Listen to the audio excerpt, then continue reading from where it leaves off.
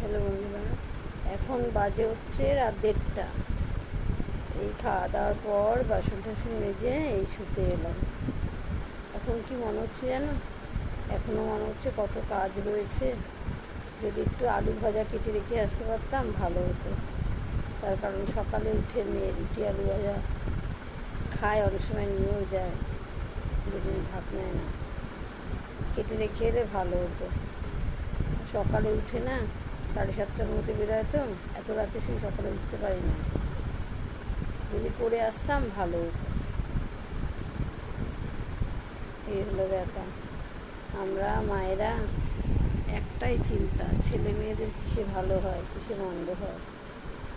এখন ভাবছি আজকে খাবার নিয়ে যেতে পারিনি, কেটে রেখে রেখে এলে ভালো হতো। কালকে সকালে তাড়াতাড়ি করে উঠে রান্না করে দিতে পারতাম। আজকে তো খাবার নিয়ে যেতে পারিনি, উঠতে পারিনি গো, কী আর বলবো।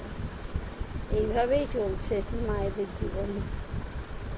সন্তানের মঙ্গল ছাড়া তারা আর কিছুই ভাবে না।